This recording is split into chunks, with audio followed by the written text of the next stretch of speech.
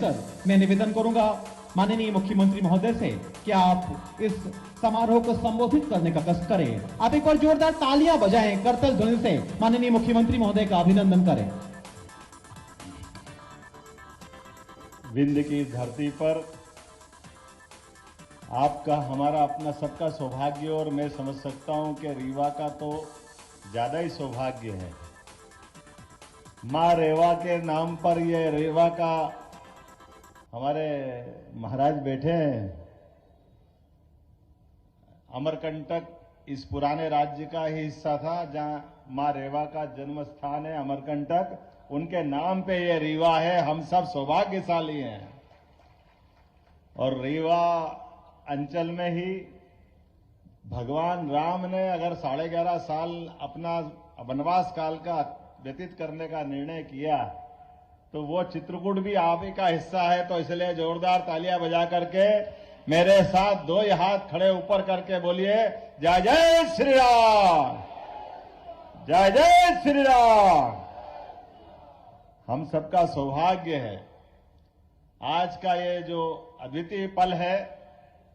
और इस पल के लिए तो वर्तमान के दौर में खास करके 500 साल बाद यशस्वी प्रधानमंत्री के नेतृत्व में कानून और व्यवस्था के आधार पर जिस प्रकार से सुप्रीम कोर्ट के निर्णय का पालन हुआ है, मैं माननीय उप मुख्यमंत्री राजेंद्र जी शुक्ला, जोरदार तालियां बजाओ राजेंद्र जी के लिए। माननीय सांसद जनार्दन मिश्रा जी, जोरदार तालियां जनार्दन जी के लिए। भाजपा के जिला अध्यक्ष मेरे मित्र डॉक्टर अजय सिंह जी के लिए भी जोरदार तालियां बजाएं। हमारे विधायक गुड़ बहुत वरिष्ठ नेता नागेंद्र सिंह जी के लिए जोरदार तालियां बजाएं। नागेंद्र सिंह जी की लोकप्रियता ऐसी जबरदस्त है कि इस उम्र में भी नागेंद्र सिंह जी का नाम मात्र पार्टी रख दे तो पार्टी जनता परबारे जिता के पहुंचाती है। ऐसे हमारे अद्वितीय नेता है। हमारे इसी मंच पर विराजमान दिव्यराज सिंह जी, जोरदार तालियां बजा, मेरे अभिन्न मित्र हैं। आपके अपने यहां इसी रीवा साम्राज्य के महाराज रहे। हमारे लिए प्रदीप पटेल जी, जोरदार तालियां प्रदीप पटेल जी के लिए, विधायक है प्रदीप जी।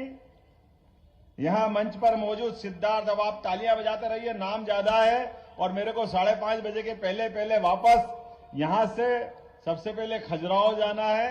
तो इसीलिए नरेंद्र प्रजापति जी, जोरदार नरेंद्र प्रजापति जी, सिद्धार्थ तिवारी जी, राजेश पांडे जी, अनिल पटेल जी, नीता कौल जी, प्रणव प्रताप सिंह जी, वेंकटेश पांडे जी, वीरेंद्र गुप्ता जी, श्रीमती प्रज्ञा त्रिपाठी जी, श्री राजेंद्र पांडे जी, सुरेंद्र चंदेल जी, श्रीमती ममता गुप्ता जी, श्री राम जी प्रजापति और हमारी इस अंचल की 2 मेरी मंत्रिमंडल के साथी बहनें, जोरदार तालियां प्रतिमा बागरी जी के लिए भी और राधा सिंह जी के लिए जोरदार तालियां बजाइए।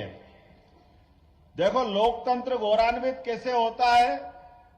लोकतंत्र गौरवान्वित करने के लिए एक बार फिर यशस्वी प्रधानमंत्री नरेंद्र मोदी जी के लिए तालियां बजाएं, जिनके माध्यम से सरकार बनती है। सरकार के अंदर आने वाले मंत्रियों के लिए चाहे मुख्यमंत्री हो तो एक अपने सामान्य परिवार का कार्यकर्ता जिनको उठा करके कहां से कहां पहुंचाते ये नरेंद्र मोदी जी कर सकते हैं। जोरदार तालियां नरेंद्र मोदी जी के लिए बजाइए। भारतीय जनता पार्टी की सरकार में हो सकता है।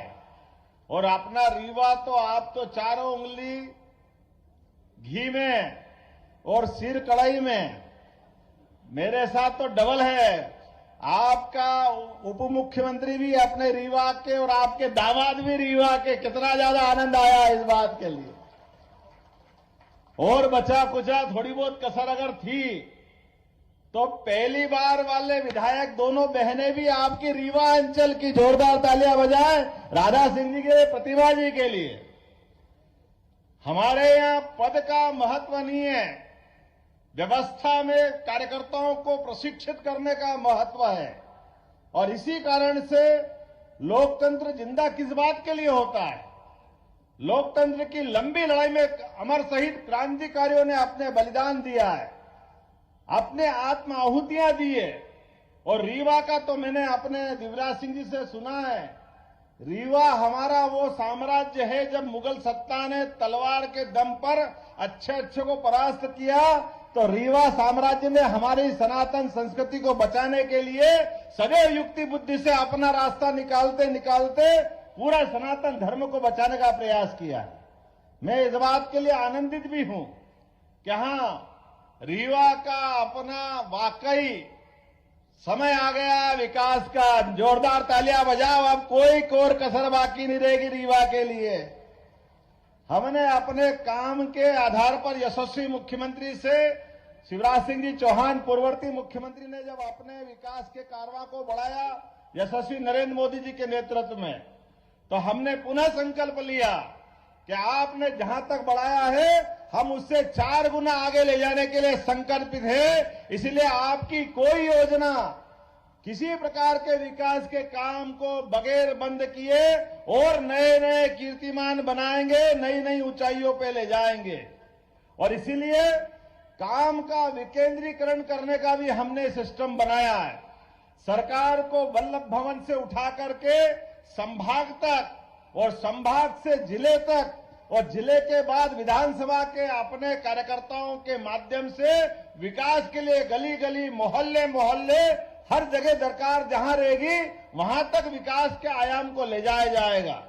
और ये यशस्वी प्रधानमंत्री की सरकार है जिनने आह्वान किया कि हम सरकार में आए तो ये तमाम प्रकार के, जाना कितने प्रकार के षड्यंत्र होते हैं सरकार बनाने के लिए, और उन्होंने जो कहा कि हमारे पास केवल 4 जातियां हैं, वो 4 जातियां में किसान, महिला, युवा, ये जो उनका अपना समीकरण है, केवल उनके लिए किसान, इनके लिए काम करेंगे। मुझे इस बात की प्रसन्नता है कि सिंचाई के संसाधन भी सबसे अच्छे कहीं पनपे तो रीवा अंचल में पनप करके गरीब से गरीब आदमी के भी जीवन में बदलाव लाने का प्रयास है।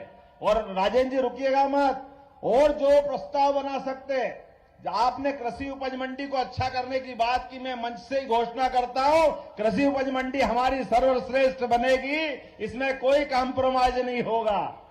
इसके अलावा भी विकास के मामले में आप रोजगार परक विकास की दृष्टि जरूरत है, और रोजगार परक विकास के लिए निश्चित रूप से अब हमारे लिए आने वाले समय में उद्योग धंधे, किसान की व्यवस्था, खास करके जिस प्रकार का समय चल रहा है, उद्योग धंधे में भी माइनिंग से जुड़े जिले जहां हमारी माइनिंग है, खनिज के बहुत अच्छे संसाधन है, उनके माध्यम से विकास होगा। तो वो जिले जहां ये पहले से लगे वो तो अपनी जगह है ही, लेकिन ऐसे जिले जहां इसकी दरकार है, अभी गुंजाइश है, उन जिलों के लिए विशेष सब्सिडी देकर के उनको भी खड़ा कर करे प्रत्येक बेरोजगार के हाथ में सरकार कोशिश करेगी उनके जीवन में सुख का उजाला आए, उनका जीवन भी बदले, ये प्रयास हमारी सरकार का रहने वाला है। नई शिक्षा नीति के माध्यम से यशस्वी प्रधानमंत्री ने नया दरवाजा खोला है कि हां, विकास तो हम करेंगे लेकिन केवल रोटी कपड़ा मकान की बात नहीं करेंगे। रोटी कपड़ा मकान तो होगा ही, लेकिन सनातन धर्म के मामले में कोई कॉम्प्रोमाइज करने वाले नहीं है। हम अपनी सनातन संस्कृति को भी सर्वोच्च स्थान पर रख करके आगे बढ़ेंगे इसी आधार पर, क्योंकि ये भारत अपने आप में इन विशेषताओं के कारण से ही दुनिया में सदैव आगे बढ़ता रहा है। इकबाल ने कहा है कि कुछ बात है कि हस्ती मिटती नहीं हमारी।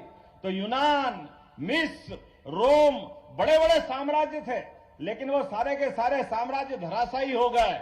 लेकिन हमारे अपने इस भारत की विशेषता है, ये अपने यहां पर अपनी परंपराओं के साथ अपने पुरखों के बनाए वो उच्चतम मापदंड, उनको सबको स्थापित करके चलता है। इसलिए प्रभु राम में आस्था करने का मामला हो तो हां कहता कि हां हमारे पूर्वज थे। अब ये अलग बात है कि उसके मामले भी लोग राजनीति करते हैं। जिनको राजनीति करना वो राजनीति करे, उसकी परवाह भारतीय जनता पार्टी न कभी करी है न कभी करेगी। प्रभु रामचंद्र जी ने सारा जीवन अपना कदम कदम पर पूरे भारतवर्ष के लिए समूची मानवता को धन्य करने के लिए गुजारा है।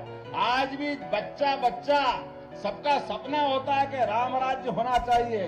भगवान राम को इस पृथ्वी पे अवतरित हुए 17 लाख साल से ज्यादा साल हो गए, लेकिन आज भी रोम रोम में राम समाये हुए हैं। और एक तरफ हम जब राम की बात करते तो हमको मालूम है आज भी बड़े दुर्भाग्य के साथ कहना पड़ रहा है अरे भाई सुप्रीम कोर्ट ने निश्चित कर दिया, सुप्रीम कोर्ट से तो बड़ी कोई कोर्ट हो नहीं सकती है। सुप्रीम कोर्ट ने निश्चित किया कि हाँ, अयोध्या में भगवान राम का मंदिर बनना चाहिए, वो मार्ग प्रशस्त होना चाहिए। मुझे इस बात की प्रसन्नता के मुस्लिम बंधुओं ने भी, जो पिटिशनर थे, उनने भी कहा कि हाँ, हमको भी सहमति है, हम ये भगवान राम का मंदिर अयोध्या में बनना चाहिए। लेकिन अभी भी कांग्रेस के कुछ नेताओं का पेट दुख रहा है, अभी भी वो मानने को तैयार नहीं कि वहाँ मंदिर बनना चाहिए। कोई इनको छोड़ने वाला है क्या? आप बताइए, ऐसे लोगों को कोई माफ करने वाला है क्या, जो प्रभु राम के मामले में अड़ंगा लगाए? जीते जी पहले कह रहे थे प्रभु राम की बात करते हो, मंदिर वहीं बनाएंगे, तारीख नहीं बताएंगे। अब जब तारीख भी बता दी, मंदिर भी तैयार है, 22 जनवरी को हमारा अपना प्रभु राम के गर्भगृह में प्रवेश का भी मामला है, तो अब कह रहे हैं दूसरा मुद्दा खड़ा कर दिया। अरे भाई, वो मूर्ति कहाँ है? अरे भैया, तुम्हारा तो भरोसा ही नहीं था राम में, तो भगवान को कहाँ ढूंढ रहे हो? भगवान तो हमारे और आपके दिल में, जो प्रभु को राम को माने वो राम के। आपने तो केवल राजनीति की है। ऐसे राजनीति करने वालों को मैं निश्चित कह सकता हूं कि आज जिस प्रकार से जन आभार यात्रा के माध्यम से वैसे तो प्रदेश भर में माहौल बना है, लेकिन रीवा ने सबसे ऊंचा छक्का लगाया है, सबसे ऊंचा अपना आज का परचम लहराया है।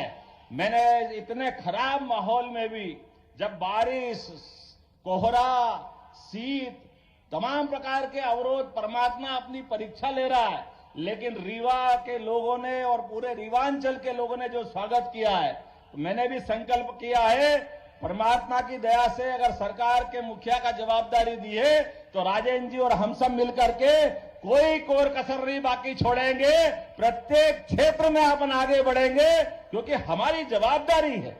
अगर हम अपनी इतने प्रचंड बहुमत के बाद अगर हम सरकार को आगे नहीं ले जाएंगे तो कौन ले जाएगा? और इसके साथ साथ विकास भी करेंगे और हमारी सनातन संस्कृति पे गर्व भी करेंगे। मुझे इस बात की जानकारी है कि यहाँ पाणिनि संस्कृत विश्वविद्यालय का एक केंद्र बनने वाला है। 20 करोड़ की लागत से उसका हमने सेंटर का विकास करने की बात कही है। अगर 100 करोड़ भी लगेंगे राजेंद्र जी, तो निश्चित रूप से उसमें भी कोई कोर कसर नहीं बाकी रहेगी। जिस जिस क्षेत्र में भी पैसा लगेगा, जो विकास का काम की आवश्यकता होगी, वो सारे के सारे काम होंगे।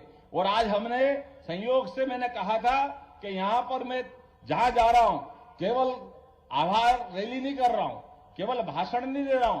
हमारे सभी माननीय विधायक, सांसद, मंत्री, इनके संभागों के साथ लॉ एंड ऑर्डर की बैठक। आप बताइए, वर्षों वर्षों से थाने बने हुए थे, लेकिन थानों की सीमाओं को लेकर जनता की कठिनाइयों के लिए अभी बहुत इस बात में गुंजाइश थी। हमने निर्णय किया कि थानों की सीमा बदली जाएगी और जहां जहां नजदीक से नजदीक लाइन ऑर्डर के लिए व्यक्ति पहुंच सकता है, 31 जनवरी के पहले पहले उसको दुरुस्त किया जाएगा। हमारे कार्यकर्ताओं का तो ठीक है, आम जनता का भी मान सम्मान के मामले में कोई भी प्रशासन का अधिकारी बदतमीजी करेगा, हमारी सरकार बर्दाश्त नहीं करेगी किसी कीमत पर। वो कितना भी बड़ा अधिकारी क्यों न हो, सरकार का मतलब जनता की सरकार है, गरीबों की सरकार है, जनता के बीच से चुन के आते हैं, तो जनता का सम्मान करना हमारा भी दायित्व है और अधिकारियों का भी दायित्व है। इस मामले में कोई कॉम्प्रोमाइज नहीं किया जाएगा। जो शासन के निर्णय हैं, हम शासन के सभी निर्देशों का यथायोग्य पालन कराने के लिए कटिबद्ध है। इसलिए शासन ने जो जो निर्णय किए, उन सारे निर्णयों का पालन कराने के लिए हमारी सारी संभागीय बैठकें तय हो गई है। उन बैठकों के अंदर एक एक एसीएस तय किए हैं। हमने कोशिश की है वो सारे काम करें। आज थोड़ा समय कम पड़ गया राजेंद्र जी, तो आने वाली 16 तारीख को एक बार फिर रीवांचल में आएंगे, दोबारा बैठक करेंगे और विकास का एजेंडा बना लेना। तब तक वो सारे काम भी मंजूर करेंगे। आज लगभग 350 करोड़ के काम का तो यही से लोकार्पण, भूमि पूजन हमने किया। जोरदार तालियां बजाओ पूरे के पूरे काम को लेकर के। और आने वाले समय में फिर हम अपना संकल्प करेंगे। और मैं आप सबके माध्यम से आश्वस्त होना चाहूंगा, आप यशस्वी प्रधानमंत्री की 3 बार अगर तीसरी बार सरकार बनाने के लिए तैयार है, तो दोनों ताली बजा करके अपने हाथ पे खड़े होइए, अपनी जगह पे खड़े हो जाइए और दोनों मुट्ठी बांध करके संकल्प करिए कि हाँ, हम सब संकल्प करते हैं कि नरेंद्र मोदी जी के नेतृत्व में आने वाले समय में भारत की नई तस्वीर बनाने के लिए, भारत को नंबर 1 का देश बनाने के लिए निश्चित रूप से हम सरकार बनाने के लिए संकल्पित रहेंगे। तो मेरे साथ अगर बात से सहमत हो तो सभी जोर से बोलिए, भारत माता की, भारत माता की, भारत माता की। नरेंद्र मोदी जिंदाबाद, यशस्वी प्रधानमंत्री नरेंद्र मोदी जिंदाबाद। बहुत बहुत धन्यवाद। भारत माता की जय। धन्यवाद माननीय मुख्यमंत्री महोदय। बिंदु को विकास की असीम ऊंचाइयों तक पहुंचाने का संकल्प लिया माननीय मुख्यमंत्री महोदय ने। इसके पश्चात माननीय मुख्यमंत्री महोदय से निवेदन है कि अपने कर कमलों से हितग्राहियों को हितग्राह वितरित करने का कष्ट करें। मध्यप्रदेश शासन द्वारा चलाई जा रही विभिन्न महत्वाकांक्षी हितग्राही मूलक योजनाओं के चयनित हितग्राहियों को माननीय मुख्यमंत्री महोदय के कर कमलों से लाभ वितरण किया जाएगा। सबसे पहले गौरव सिंह, इन्हें मुख्यमंत्री उद्यम क्रांति योजना के अंतर्गत 9,75,000 रुपए की राशि प्रदान कर रहे हैं माननीय मुख्यमंत्री महोदय। आप जोरदार तालियां बजाकर स्वागत करते रहे। इसी क्रम में